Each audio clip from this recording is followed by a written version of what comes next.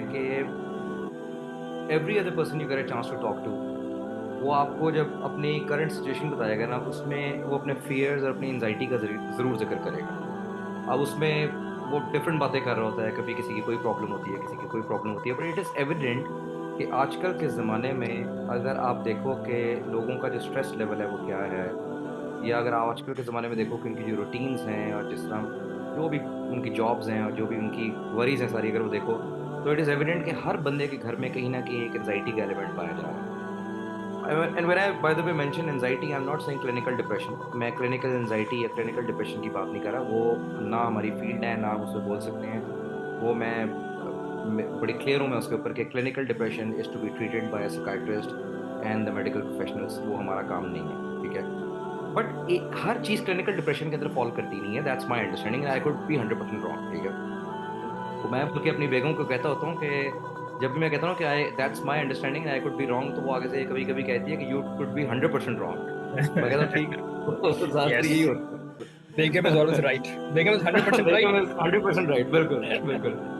तो but anyways यार, बात मैं समझना ये चाह रहा था कि कुछ मेरे भी इसके ऊपर पॉइंट ऑफ व्यू है। बाय द वे, मैं I be very honest with you, 2011 time frame में मैं भी एंजाइटी को एक्सपीरियंस कर चुका हूँ। एक लिमिटेड एंजाइटी थी, अल्लाह का शुक्र है वो बहुत ज़्यादा नहीं थी, लेकिन स्टिल एक फीलिंग तो आई थी, और मैं वजह भी बता दूंगा क्यों आई थी। बट तुम्हारा इसके ऊपर क्या ख्याल है यार कि वजन, पहले तो मुझे ये बताओ कि डू यू थिंक कि जो मैं बात कर रहा हूँ कि हर घर में एक स्ट्रेस लेवल, एक एंजाइटी आई हुई है, कि या तुम्हारा इससे डिसएग्रीमेंट है? अगर तुम्हारा इस पर डिसएग्रीमेंट है तो ऑब्वियसली फिर नहीं यार, बता ऑफ दो। कोर्स जनरली मैं दिस लाइफ इटसेल्फ, और जो आप जिस दुनिया में रह रहे हैं, दुनिया तो है ये जगह ऐसी कि जिसके अंदर स्ट्रेस, एंजाइटी है। एक बंदे ने सुबह निकलना है कमाने के लिए, और उसको ये पता नहीं कि वो कितना कमाएगा, कब कमाएगा। मेजोरिटी तो ऐसी हम्म, लोग है ना। ठीक है, हम वी आर बेसिकली प्रिविलेज्ड अल्हम्दुलिल्लाह, तो कि हमें ये टेंशन अल्हम्दुलिल्लाह। नहीं है, पता कि हमारी जॉब है, हमें इतनी सैलरी आनी है, इतनी इनकम आनी है। और जो हम्म, मेजोरिटी लोग हैं दुनिया में, they are on daily wages, और यहाँ उनके पास काम भी नहीं है, and they go in search of livelihood. तो जब ऐसा ऐसी सिचुएशन है, तो उसके अंदर तो स्ट्रेस तो होगा, मतलब एंजाइटी तो होगी। तो हम्म, मेजोरिटी को तो इट्स इट्स एविडेंट कि हर जगह पे स्ट्रेस है, एंजाइटी है, और it's a fact of life in my view. आप इसको डिनाई नहीं कर सकते। जो लोग डिनाई करते हैं, इवन रिलीजियस लोग जो कहते हैं कि भाई रिलीजन की वजह से जो है, अगर आप रिलीजियस हैं तो आपको स्ट्रेस नहीं होगी, एग्जाइटी नहीं होगी, that's not true. To be you know that's I mean my personal opinion as well, and I feel that यार बड़े yeah, बड़े बड़े रिलीजियस लोगों को एंजाइटी हो जाती है यार। exactly, ठीक है। हाँ, रिलीजन कैन हेल्प ऑब्वियसली, वो remembrance of Allah can help, but हाँ, इसका ये मतलब नहीं है कि आप लोगों को ये कहो कि भाई चूंकि तुम्हें क्लिनिकल डिप्रेशन है तो, या तुम्हें कोई एंजाइटी है ना, तो मैं ये इन्फर करूंगा कि तुम रिलीजियस नहीं हो, हाँ, या चूंकि तुम रिलीजियस हो तो तुम्हें आइंदा जिंदगी में कभी एंजाइटी नहीं हो सकती। दैट इज हाँ, रॉन्ग ये। हाँ। वो नहीं, बिल्कुल नहीं, वो, बल्कि बल्कि रिलीजन का एक एस्पेक्ट है जिसके अंदर आपको अपने आखिरत की फिक्र करनी है, अपने आज की फिक्र करनी है। अपने, अगर बिल्कुल आपको भी जो रिस्पॉन्सिबिलिटीज हैं, आके कोई भी है, डिपेंड करता है, मर्द है, औरत है, जो भी उसकी रिस्पॉन्सिबिलिटीज हैं, पेरेंट्स की हैं, उसके बच्चों की हैं, उसकी अपनी है, उसकी सेहत की है, उस सब की फिक्र करना भी तो फिक्र is anxiety, is going to result in anxiety. But I would categorise anxieties into, like, first classification आपकी, जैसे आप क्लिनिकल कह लें या क्रॉनिक कह लें, कि you have to get a treatment, there is no other alternative, आपको डॉक्टर के पास जाना है, नेसेसरी हेल्प लेनी है आपने। और ये रिलीजियस लोगों को भी हो जाता है। आई नो बिल्कुल people who are very religious, and they had to बिल्कुल go through anxiety, even depression, you know बिल्कुल because that's the reason is not internal, it's external for them. बिल्कुल और हर एक बिल्कुल। डिफरेंट रीजन हो सकती हैं जिसकी वजह से they are going through these mental health issues. तो हाँ वो एक सेपरेट क्लासिफिकेशन है। एक दूसरी बिल्कुल क्लासिफिकेशन है जिसको आप कहेंगे anxiety, which is positive anxiety. Right. मैं अपने काम पे हूँ, मेरे पे आता है कि ये डेडलाइन है, आपने मीट करनी है, और हमने ये डिलीवर करना है इस टाइम के अंदर। Hmm, that's going to get me motivated to do my hmm, best. ठीक है। हम्म, जो वो एंजाइटी होती है, ये जो स्ट्रेस मैं फेस करता हूँ, it is positive because it gets me moving, you know hmm, to deliver and do my best. अगर हम्म, मैं गिव अप कर दूं उस पॉइंट पे, I am stressed out, I can not do this, तो मेरे लिए फंक्शन करना मुश्किल हो जाएगा।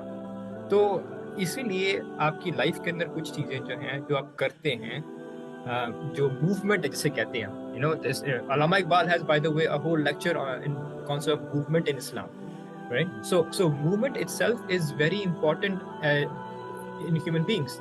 तो वो मूवमेंट शुरू कहाँ से होती है? वो होती है जब किसी की फिक्र होती है कुछ करने की, then you go ahead and do it. तो anxiety is a normal part, some aspect of anxiety is necessary for functioning in life, right? बिल्कुल Without that you make cannot sense. function. तो अब वो हम उसकी हम कहते हैं कि हाँ वो पॉजिटिव है, वो जो फिक्र है, वो जो सोच है, ये टेंशन कि मैंने नमाज पढ़नी है, you know, that's a very good anxiety कि भाई उसको पढ़ने को परेशानी हो रही है कि उसने नमाज पढ़नी है, उसकी नमाज निकल रही है, जो भी है, दैट्स गुड। इसी तरह आपने आपने बच्चों की फिक्र करनी, मैंने कमाना है, उनको खिलाना है, उनको पालना है, मैंने और काम करने हैं, दैट्स गुड। बिल्कुल। लेकिन हम बात ये कर रहे हैं कि एक एंजाइटी है विच इज नेगेटिव, जो आपको फंक्शन नहीं करने देती, यू नो, जो आपकी डिसीजन मेकिंग इम्पेयर कर देती है, आप सोच नहीं पाते क्लियरली, जो आपकी हेल्थ के नुकसानदेह है, या जो ऐसी चीजों के बारे में which is irrelevant right now, you see. कि बिल्कुल हाँ make sense। अब मैं पाकिस्तान में बैठा हूँ, अभी तो नहीं मैं पाकिस्तान में, तो कतर में हूँ, लेकिन मैं पाकिस्तान में बैठा हूँ, ठीक है, और मुझे फिक्र हो रही है कि स्विट्जरलैंड में इलेक्शन में कौन जीतता है।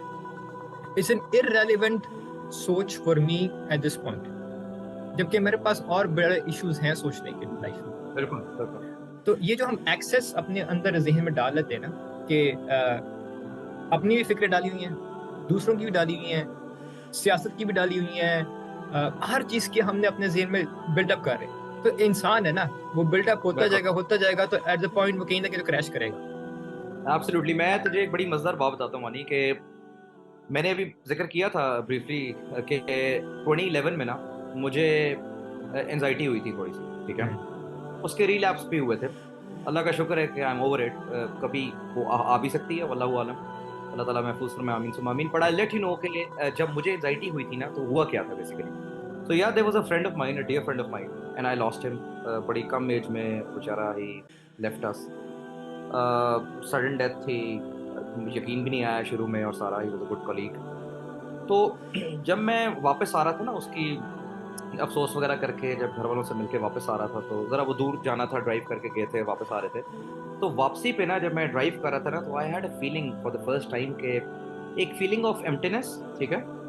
और एक घर आके मुझे थोड़ी सी स्वेटिंग शुरू हो गई, और मुझे लगा कि दिस समथिंग रॉन्ग ना। तो मैंने घर आके कहा कि यार कोई पानी शानी दो मुझे, कुछ सारा। तो वो एज यूजुअल घर में जो हमारे, आपको पता है हमारे हर घर में डॉक्टर्स होते हैं, तो मुझे वो नमक वाला पानी दे दिया गया, और जो भी कुछ खाओ, ये करो वो करो, ब्लड प्रेशर का इशू हो, जो भी सारा। उस वक्त तो लगा कि यार this is a temporary thing, और ये और कोई 15-20 मिनट में बस, मैं अभी सो जाऊंगा तो सुबह उठूंगा तो I will be all good. But when I woke up in the morning, तो द नेक्स्ट मॉर्निंग, तो मुझे लगा कि यार वो जो फीलिंग ऑफ एम्प्टीनेस है या एक फियर है, वो थोड़ा सा रात से ज्यादा हुआ होगा, ठीक है। I vaguely recall, obviously it's been like more than a decade now, अल्हम्दुलिल्लाह I am well.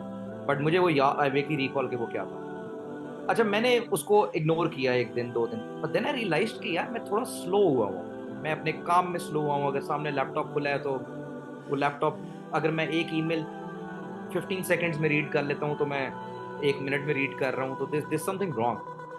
So I went to the doctor, I did not go to a psychiatrist. Obviously जाना तो साइकियाट्रिस्ट के पास चाहिए था, बट मैं अपने, इतना पता नहीं, मैं अपने वो जनरल फिजिशियन के पास गया या अपनी, मुझे अब याद भी नहीं, आई थिंक जीपी था। तो उसने यार कहा, मुझे समझाया, उसने कहा देखो, उसने अपने डेस्क के ऊपर ना पेन की जो निब होती है ना, उससे उसने उसको डेस्क के ऊपर एक निशान बनाया, और कहा कि अगर मैं, उसने उसको बेसिकली लिटरली उसके अंदर उसको वो दिया लिटरली, और जगह कि अगर मैं इसके ऊपर ये एक इम्पैक्ट क्रिएट किया है टेबल के ऊपर ना, तो ये अब कुछ सेकंड्स में गायब नहीं होगा, ये एक दिन में रिकवर नहीं होगा, टेबल 2 दिनों में रिकवर नहीं होगा, इसको एक हीलिंग टाइम चाहिए।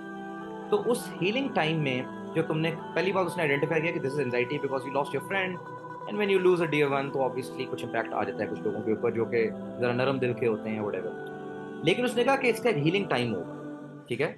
लेकिन कुछ बातें मुझे बड़ी जबरदस्त बताई गई। सबसे पहले डॉक्टर्स ये कहते हैं कि यार व्हेन यू आर एंशियस ना, और उसके कोई फिजिकल सिम्टम्स आ रहे हैं, स्वेटिंग हो रही है, यू गेटिंग, आई थिंक वो हार्ट रेट इंक्रीज हो रहा है, उसको शायद टेकिकार्डिक होना कहते हैं, कि यू गेटिंग टेकिकार्डिक या जो भी।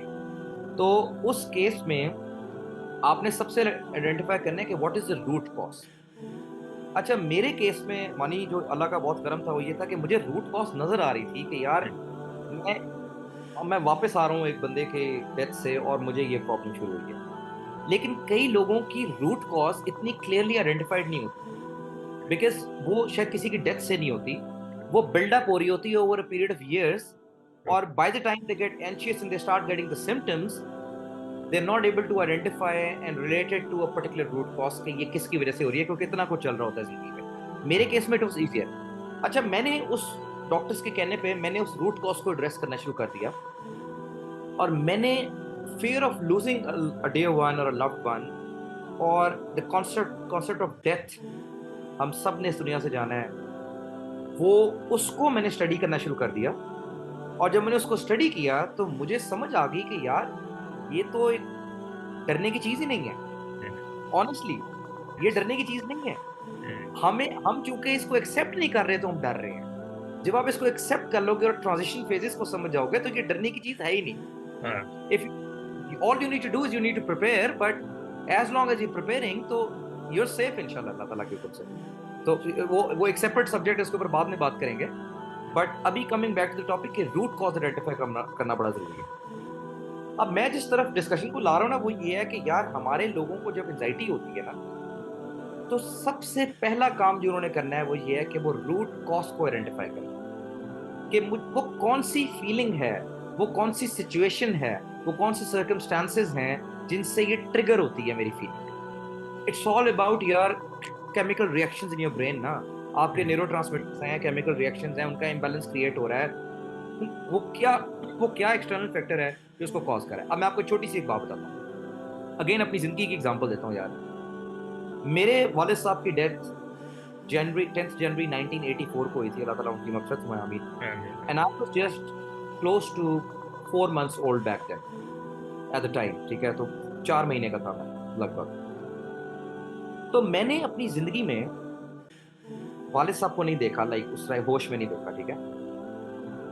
तो मैंने अपने घर में ना वो टेंशन नहीं देखी कि मेरे यानी अदनान के रिजल्ट्स ओ लेवल्स में किस तरह स्ट्रेट एज आएंगे, Adnan top of the line school में कैसे पढ़ेगा, अदनान की नौकरी की बातें बैचलर्स में कैसे शुरू हो जाएंगी अपने सर्कल में कि यार ये मेरे बच्चे को कहीं रखवाना है, देखो फलां जगह पे रखवा देना।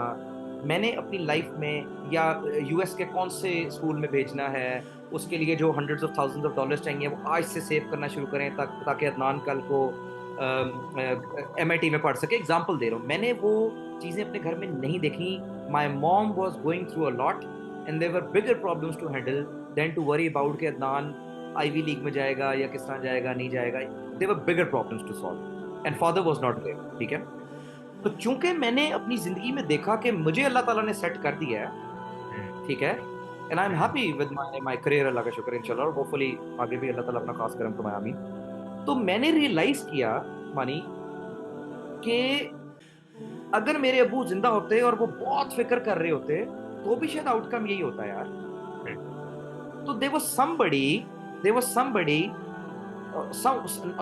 someone who was looking after me even when my father was not there, and even when my mother was not able to focus on my studies 100% because of many bigger problems that she had to tackle with, ठीक है। तो वो अल्लाह ताला की जात है कि अल्लाह ताला ने मुझे संभाला हुआ था। तो मैंने रियलाइज किया है कि अब मैं आगे अपने बच्चों के बारे में एंजाइटी नहीं लूंगा, ट्रस्ट मी, क्योंकि मैंने देख लिया है ना यार, मैंने देख लिया है। मेरे माशाल्लाह एक बेटी दो बेटियां एक बेटा है। बाय द वे मेरी बेगम ने मुझे मार देना है अगर उसको पता चले कि मैं एक बेटी दो बेटा कह दिया, कितना भी नहीं पता मुझे। 2 बेटियां एक बेटा, ठीक है माशाल्लाह। यकीन मानो कि मुझे ये मैं I want to focus on their studies, don't undermine. मैं ये नहीं कह रहा कि मैं उनकी पढ़ाई पे फोकस नहीं हूँ या I am not focused on their lives और देयर करियर। मैं सिर्फ ये कहना चाह रहा हूँ कि मैं उतना फोकस्ड हूँ और उतना वरीड हूँ जिसमें मैं एंशियस नहीं हूँ, ठीक है। मुझे कोई टेंशन नहीं है कि मैं अगर हादिया लम्स में नहीं जाती या ओ लेवल्स में स्ट्रेट एज नहीं लेती तो क्या होगा। That is not my worry right now, क्योंकि मुझे पता है कि शी विल सर्वाइव इंशाल्लाह के ऊपर, ठीक है। सो खैर ये मैं जरा बात लंबी होगी, बट मैं बताना ये चाह रहा था कि मेरी बात का क्रक्स ये है कि यार रूट कॉज आइडेंटिफाई करें, क्योंकि जो चीज आपको ट्रिगर कर रही है उसको एड्रेस कर लें, आपकी एंजाइटी दूर हो जाएगी इंशाल्लाह। Number 1। Other than the clinical depression, वो मेडिसिन और वो एक सेपरेट चीज है, अल्लाह ताला महफूज रखे। दूसरी चीज मैंने आपको ये कही है कि अननेसेसरी वरीज हैं हमारी। मैंने आपको अपनी एग्जांपल दे दिया है कि अगर मेरे वालिद साहब ने दिन रात भी ये परेशानी ली होती ना कि अदान स्ट्रेट एज लेगा कि नहीं लेगा, आईवी लीग में जाएगा कि नहीं जाएगा, उसके लिए $2 लाख कहाँ से आएंगे उसकी एजुकेशन के लिए, तो भी शायद आउटकम यही होता है यार। उतनी परेशानी लें जितनी लेने की जरूरत है। हर चीज, everything is not in your control, so what you can not control, stop worrying about it. तो ये मेरा एक क्या ख्याल है इसके ऊपर, मेरा ये मैंने अपनी जिंदगी से जो चीजें सीखी हैं वो बता रहा हूँ। हाँ नहीं यार देख, ये ना, ये पहले बात की थी कि पॉजिटिव एंजाइटी जिसको मैं कह रहा हूँ वो ही है जो आपको ड्राइव करेगा। और कभी कभार आप ख्याल रखें कि अगर आप पॉजिटिव एंजाइटी को मेंटेन रखते हैं ना, तो आप ज्यादा बेहतर फैसले कर सकते हैं जिंदगी में। और आप जैसे तुम्हारी बात है, अगर तुम यही सोचते रहो मेरी बच्चियों क्या बनेगा, मेरे बेटा क्या बनेगा, पढ़ाई क्या बनेगा, क्या बनेगा, क्या बनेगा, तो in a way you are preoccupying your mind. और लेकिन अगर आप उसका पर्सपेक्टिव चेंज करें कि मैं क्या कर सकता हूँ, राइट, तो अगर मैं सोचूं अच्छा ठीक है, I am doing my best right now, मेरी इतनी इनकम है, मैं इनको इन स्कूल्स में भेज सकता हूँ, इन स्कूल्स में एडमिशन हो सकता है, इनके जो भी मेरा जो एजुकेशन के हवाले से है, सेविंग के हवाले से मेरा प्लान सेटअप है, तो then you are channelising that anxiety और आप अपना माइंड उस पॉजिटिव चीज की तरफ डाइवर्ट कर रहे हैं। उससे क्या होता है कि आपकी एंजाइटी बढ़ती नहीं है बल्कि कम होती है। और एट द सेम टाइम अगर आप उसका ये भी अपने दिमाग में लेके आए कि भी हर चीज मेरे कंट्रोल में नहीं है, I do my best, leave the rest to Allah, right. तो ये यही कॉन्सेप्ट होना चाहिए इंसान का। ये नहीं कि इंसान कुछ भी ना करे।